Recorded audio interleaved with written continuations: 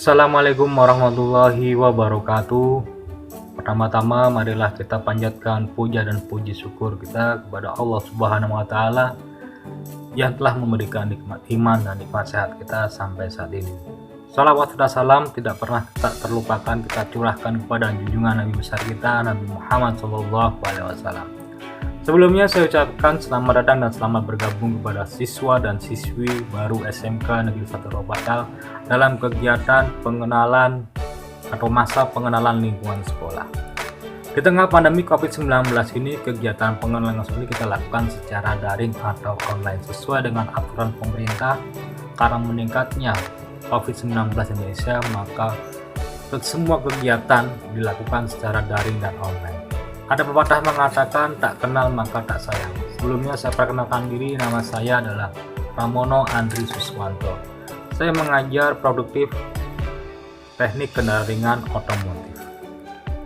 Pada kesempatan kali ini saya diberikan kesempatan untuk memberikan sebuah materi tentang simulasi penyelesaian masalah untuk menumbuhkan motivasi belajar dan semangat belajar peserta didik. Sebelumnya ada sebuah video yang mengingatkan tentang bagaimana siswa itu harus belajar, karena belajar merupakan sebuah proses untuk melakukan perubahan. Inilah adalah sebuah simulasi bagaimana yang disebut dengan belajar.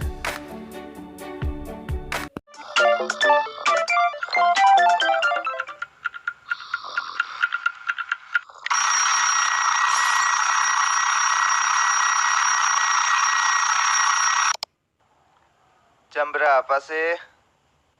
Hah? Aku terlambat.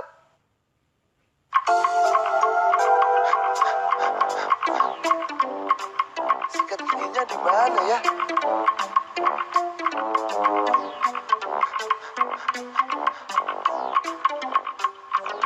Oh iya, aduknya lupa.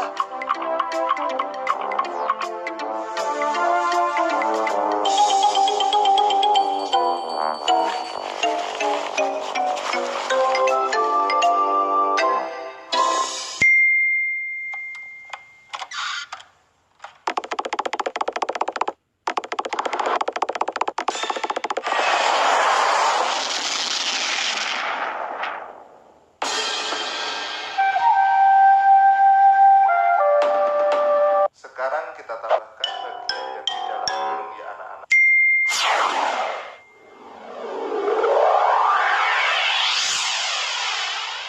Aduh. Udah terlambat. Bukannya masuk malah main-main. Duduk sana.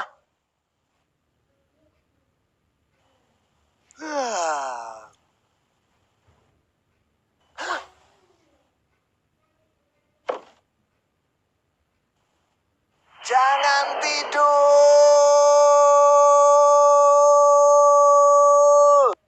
Iya, Pak. Maaf. Mana PR kamu? Keluarin. Emang ada PR, Pak? Hehehe. Nggak ngerjain, Pak. Sekarang kamu keluar, berdiri dan hormat di depan tiang bendera. Lain kali, kalau kamu nggak ngerjain PR, hukumannya akan lebih berat.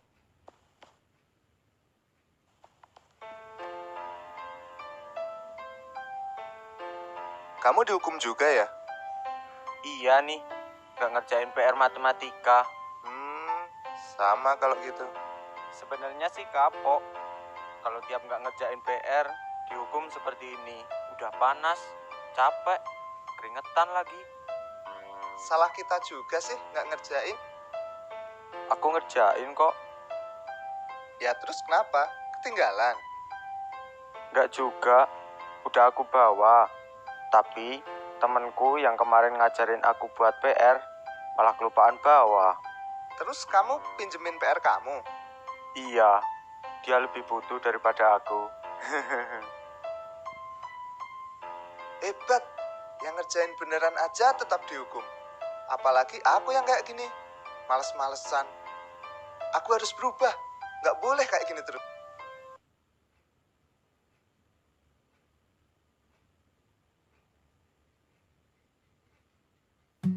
Bermain adalah hal yang sangat menyenangkan, sementara belajar merupakan salah satu hal yang membosankan.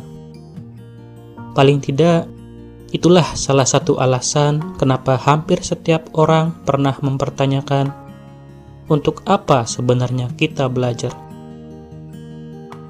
Untuk menjawab pertanyaan ini, mungkin kita perlu mengenal salah satu teman terbaik yang akan cukup sering kita jumpai di dunia. Dia adalah masalah. Masalah adalah sebuah kondisi yang menghasilkan situasi membingungkan, sesuatu yang menuntut untuk diselesaikan. Dan ini terjadi di segala usia, baik pada orang dewasa maupun anak-anak. Jika saat ini, saat kita masih anak-anak, kita memiliki keluarga dan orang-orang yang bisa diandalkan untuk menyelesaikan masalah-masalah yang kita miliki. Kelak suatu saat, segalanya hanya akan tergantung oleh kemampuan diri kita sendiri. Mereka tak akan selamanya ada untuk membantu kita. Sebab itulah kita harus mempersiapkan diri. Dan itu tidak bisa dimulai nanti. Kita harus mempersiapkannya mulai dari saat ini. Belajar adalah hal yang sangat penting.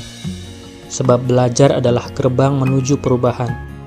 Berubah dari tidak tahu menjadi tahu, berubah dari tidak bisa menjadi bisa, berubah dari bodoh menjadi pintar, berubah dari buruk menjadi lebih baik.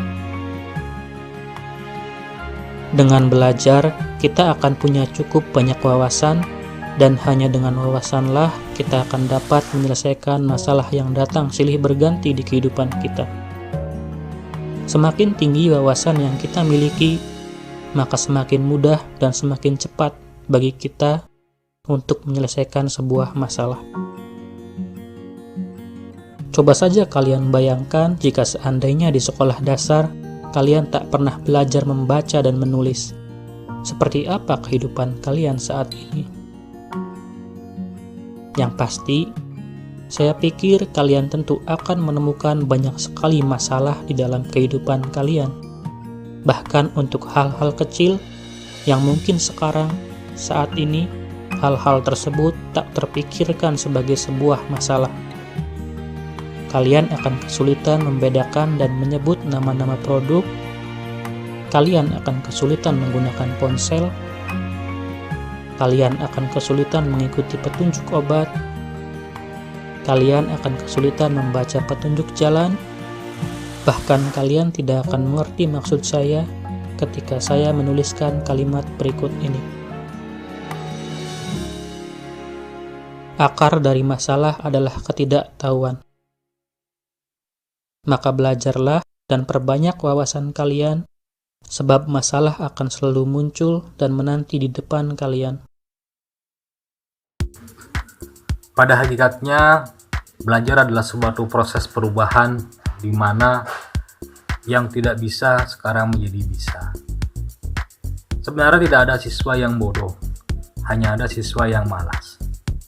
Semua siswa ketika pengen berusaha, semuanya pasti akan tercapai. Ada sebuah simulasi video karakter tentang bagaimana seorang yang dikatakan siswa itu paling malas dan bodoh, tapi dia bisa membuktikan bahwa dia ketika dia rajin dan konsisten, dia bisa mencapai tujuannya. Inilah. Namaku Sari. Aku adalah seorang pelajar yang bodoh dan miskin. Orang tuaku hanya seorang pemulung. Walaupun begitu, aku tidak malu karena pekerjaan orang tuaku halal. Di sekolah, teman-temanku selalu menggangguku dan juga memakiku. Aku hanya bisa diam dan pasrah karena semua makian mereka memang benar. Namun, disinilah kisahku dimulai.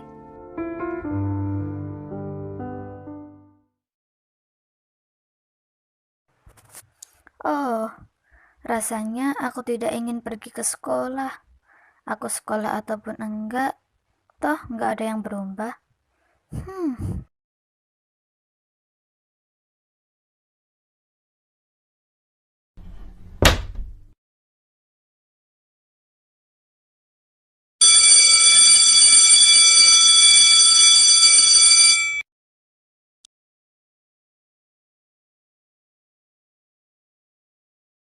Pengumuman ujian kenaikan kelas akan diadakan 1 minggu lagi. Tepatnya pada tanggal 5 Mei 2018 bagi yang mendapatkan juara 1, juara 2, dan juara 3 akan mendapatkan beasiswa. Jadi ingat ya, jangan lupa belajar yang rajin. Iya, Bu. Oh iya Sari, belajar ya. Nilai kamu ibu lihat belum pernah naik sama sekali. Jika nilai kamu kurang, kamu tidak bisa naik kelas loh. Ya itu memang bodoh, Bu. Hahaha. Hus, jangan begitu Lina. Sari, belajar ya. Siapa tahu Sari bisa dapat beasiswa kalau juara. Iya, Bu. Si bodoh mana mungkin juara, Bu. Aku bisa kok. Kalau bisa, buktiin dong. Mana mungkin. Aku bisa kok. Aku bakal buktiin. Kalau aku dapat juara, kalian harus minta maaf karena sudah meremehkan aku. Oke, setuju. Ngapain aku bilang begitu? Mana mungkin aku bisa. Buat dapatin juara 5 aja aku nggak mampu. Apalagi ini. Bagaimana aku bisa? Apa aku nyerah aja ya? Iya deh aku nyerah. Aku kan bodoh banget. Hah? Bapak?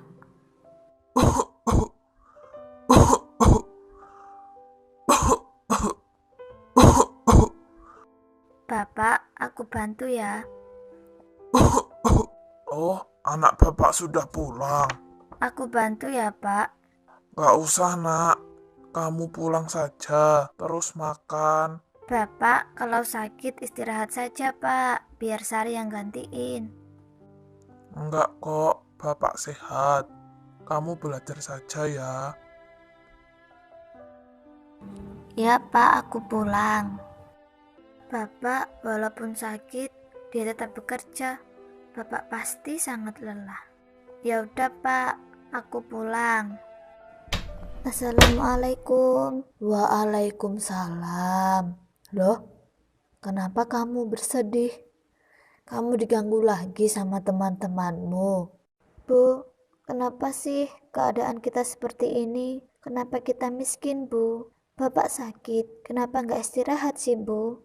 Karena bapakmu ingin yang terbaik buat Sari. Kenapa aku juga ditakdirkan bodoh, Bu? Andai saja aku pintar, pasti aku dapat beasiswa. Kenapa Allah nggak adil sih? Nggak boleh ngomong gitu. Bodoh itu bukan karena takdir Sari. Bodoh itu karena kurangnya belajar. Jika Sari mau berusaha dan belajar dengan bersungguh-sungguh, pasti Sari pintar.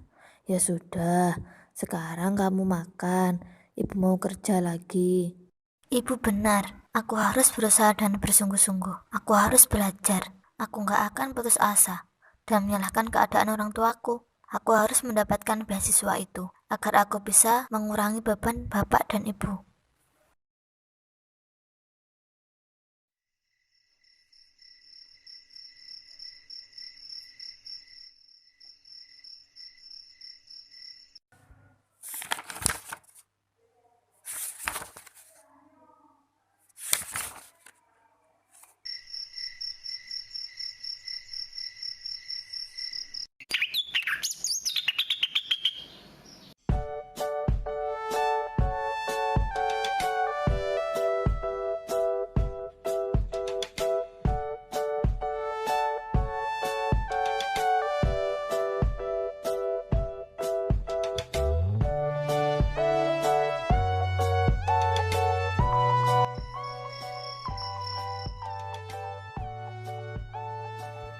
Sari, makan yang benar, Nak. Dari kemarin, bapak lihat kamu belajar terus.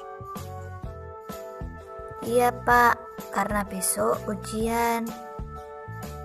Oh, semoga lancar ya, nak. Iya, Pak, amin. Ya Allah, lancarkanlah ujianku besok. Semoga apa yang kuharapkan terkabul. Amin.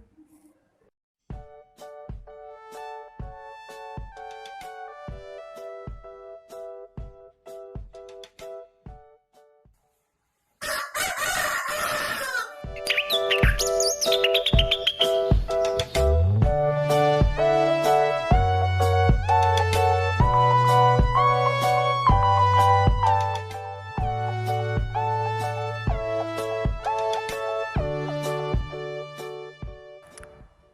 pasti bisa.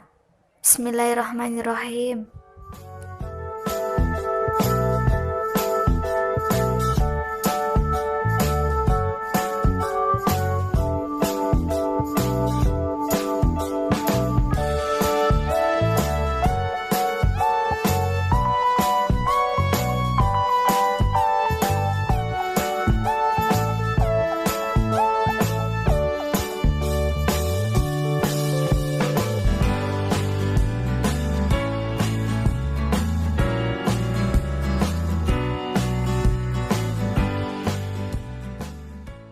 Bagi murid yang mendapat juara, harap maju ke panggung.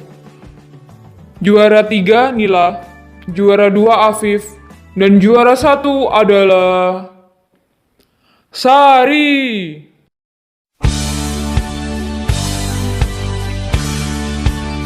Selamat untuk Sari telah mendapatkan penghargaan dari sekolah karena dari peringkat terakhir menjadi peringkat pertama.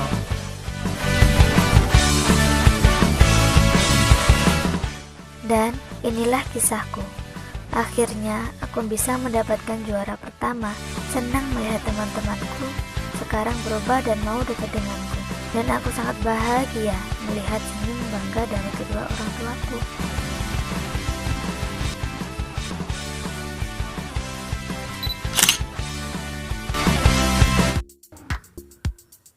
Jika kita memang berusaha untuk menjadi yang terbaik, maka semua keinginan kita pasti akan tercapai.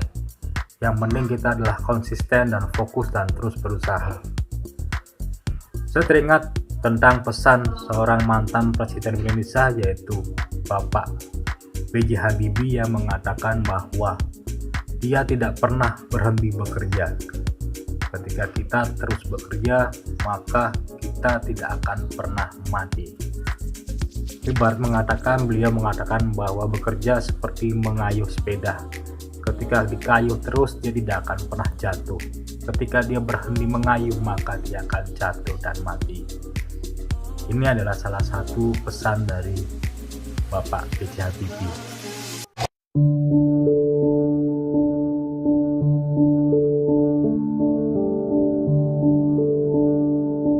Saya tidak pernah tidak bekerja loh. Kalau orang pernah tanya sama saya, Pak Habibie, kok bisa begitu? Mentalitas apa itu? Saya mentalitas sepeda. Kalau ada naik sepeda, ada berhenti, ada jatuh. Jadi kalau saya berhenti bekerja, saya mati. Umur 80. Kalau ditanya Habibie umur berapa? 90 kurang 10. Tapi jiwanya 17 tahun. Tidak ada bedanya. Saya umur 80 tahun. Kenapa? Karena alasan-alasan tadi yang saya berikan. Itu motivasinya. Yang penting motivasi deh. Semangat saya itu datang atas keyakinan dan kesadaran bahwa saya ini manusia, produk dari masyarakat di mana saya hidup.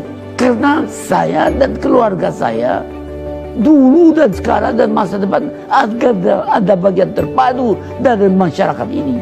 Kalau masyarakat ini makmur, ya keluarga saya ikut makmur. Karena itu saya terus tidak mau berhenti.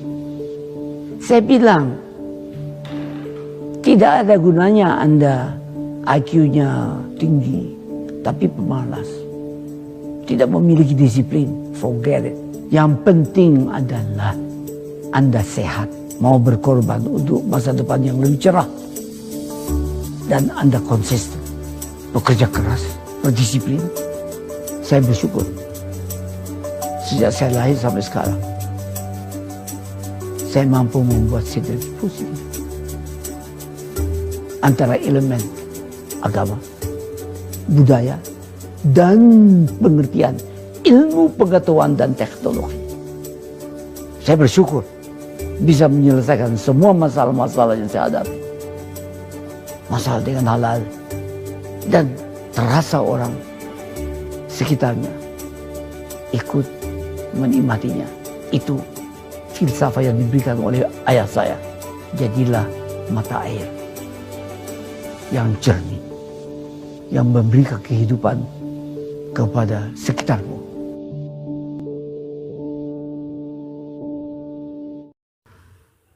Di tengah pandemi COVID-19 ini, kita harus selalu menjaga kesehatan. Selalu patuhi protokol kesehatan, yaitu 3M dengan menjaga jarak, memakai masker, dan jangan lupa untuk mencuci tangan setiap kali melakukan kegiatan. Semoga pandemi COVID-19 Indonesia ini segera berakhir, sehingga kita bisa bertatap muka untuk melakukan pembelajaran seperti biasanya. Mungkin sekian dari saya. Saya ucapkan terima kasih. Assalamualaikum warahmatullahi wabarakatuh. Mari cari solusi, jangan dipolitisasi. Corona tak mengenal suku ras.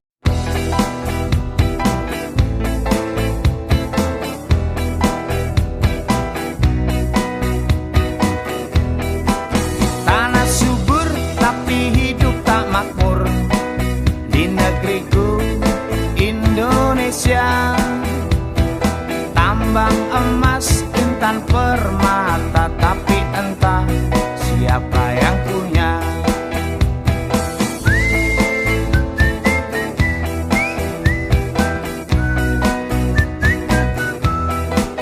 Kerja berat, peras keringat banting tulang, pontang-panting dari berdiri sampai nungging. Tapi mengapa masih banyak rakyat miskin? Apa harus budidaya kalajengking? Kulihat dan kubaca di sosial media, kalau Anda ingin cepat kaya, wow, hidup yang irit, nggak usah mewah-mewah. Kalau beras mahal, tawarlah biar murah. Lauk pauk pun cukup seadanya, asal jangan cacing sarden keong sawah. Diet makan sayur, nggak usah makan daging, nanti malah timbulnya darah tinggi. Kepala jadi pusing-pusing, bisa nungging kayak buntut kalajengking.